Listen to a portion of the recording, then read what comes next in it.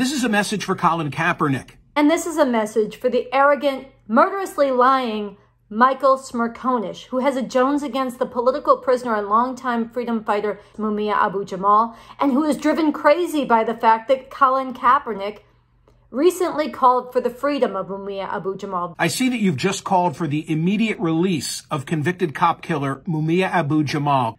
This is a subject I know a little something about. You could say I literally wrote the book. This book. In 2008, I co-authored Murdered by Mumia with Danny Faulkner's widow, Maureen. On December 9, 1981, at about 4 a.m., 25-year-old Danny Faulkner was executed. No, Daniel Faulkner was not executed. Execution is what the state was trying to do to Mumia Abu Jamal on the basis of a racist railroad. 4 eyewitnesses testified at trial as to what happened next. Abu Jamal running across the street, shooting Officer Faulkner in the back, and finally between the eyes. Now here you'll notice that Michael Smerconish talks about the witnesses and what they said in trial. What he doesn't tell you is that there were witness testimony that was suppressed and kept out of the trial that testified to a completely different sequence of events.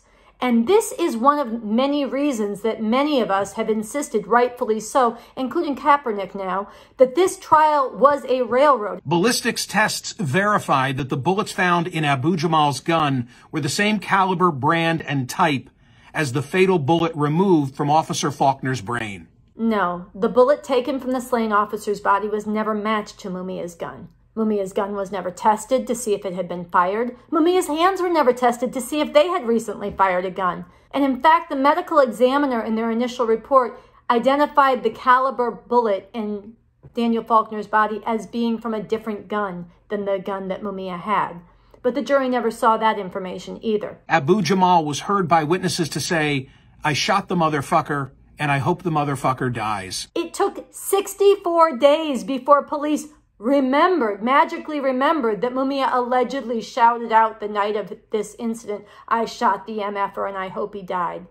The cop who filed the report that night said, again, I quote, "The Negro male made no statement."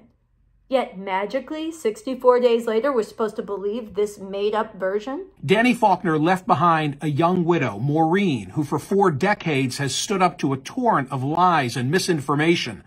Oh, she's not going to say something bad about the widow, is she? Oh, yes, I am. Maureen Faulkner is not some poor, innocent damsel in distress. And to be clear, we should have sympathy for anybody who loses a loved one. But we should have no tolerance for somebody using their loss to whip up a lynch mob and a railroad, which is what Maureen Faulkner has been part of doing for decades. One of the ways she did this is this god-awful book she wrote with Smerconish.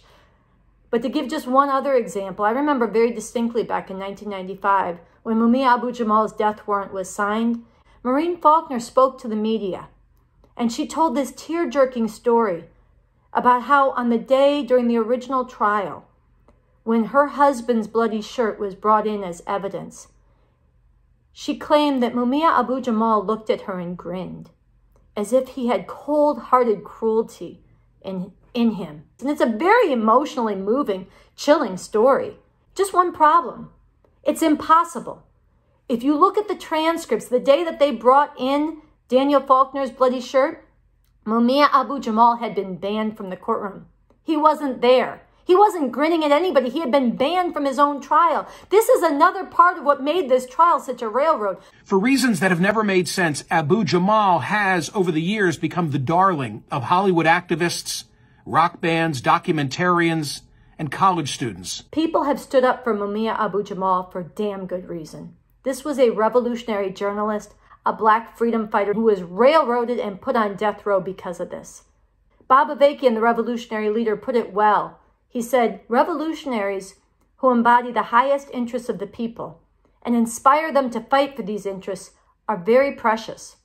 People must defend such revolutionaries and refuse to accept the right of the oppressors to persecute or legally murder them." For a quarter century, an endless cycle of Abu Jamal appeals made a mockery of the judicial system. When you are wrongfully convicted, filing an appeal of that conviction is a pursuit of justice, not a mockery of justice. But at home in Philadelphia, Abu Jamal was never able to cultivate community support. Now, of all the lies that Smerconish tells, this is not the most legally important lie, but it's the one that hurt my heart the most. The fact is, there is deep, deep love for Mumia Abu Jamal in Philadelphia. I can testify to this personally. I went to Philadelphia for almost a year in 1995. I threw my heart and my soul and all my energies into stopping his execution. I was part of a project called the Philly Freedom Summer, and one of the things we did is we went door to door through West Philly, through North Philly, through Germantown. I went and talked to people in that city, and people took me into their homes. Black people brought me into their homes, and they told stories that they remembered about Mumia Abu Jamal as a journalist, as a radio broadcaster, as somebody who stood with the people, and they shared with me the brutality that they had suffered at the hands of the police. There was such deep love for him. And yes, there was confusion because so many lies were spread about him. There was questions about his guilt and innocence, but predominantly there was love for him. And the other thing that existed was fear. This is a city where Frank Rizzo rained white supremacist terror down, where the police raided the Black Panther office and brought them out in the middle of the street and stripped them naked, emasculating and humiliating them. This is atrocious what's been done to Black people in Philadelphia. This is a city that dropped a bomb on the Move House, a house of predominantly African-American revolutionaries. Killed 5 children, 6 adults, burnt them to death, and then burnt down 61 homes in the neighborhood and stopped the fire department from putting out the fire. This is a place where Black people have been terrorized. So if they didn't speak loud enough for you, Smerconish, maybe there's a fucking reason. And maybe you're part of it, okay? Fuck you. So I want to close out this video by expressing my respect for Colin Kaepernick, for kneeling and showing the proper respect to that nasty-ass anthem in the American rag, and for not backing down when it cost quite a bit, and for now using your platform to speak out and demand the freedom of Mumia Abu Jamal, a political prisoner who languishes in prison. And I also want to express my love and my respect to Mumia, who has been in prison for nearly 40 years, and who, through it all, has used his pen and his voice to speak out against oppression, a beautiful human being who should be defended and should be out of prison. And finally, I want to invite you, if you want to learn more about the case of Mumia Abu Jamal, if you're just learning about it, we've covered it for years and for decades at the website revcom.us. And even more, if you're asking the big questions, like what kind of a system do we live under that railroads a beautiful freedom fighter like Mumia Abu Jamal to death row and then life in prison, tries to silence and extinguish somebody like him, and yet elevates a racist, genocidal maniac like Donald Trump to be the commander-in-chief, and for their liberal opposition has reasonable people like Michael Smerconish, who pumps out his own versions of racist lies. What kind of system is this? Well, you'll find answers to that at revcom.us as well. You'll find more about the nature of this system and about the revolutionary solution. Also check out the Revolution Nothing Less show, which I co-host. It comes out usually every Thursday on youtube.com/therevcoms. That's what I got.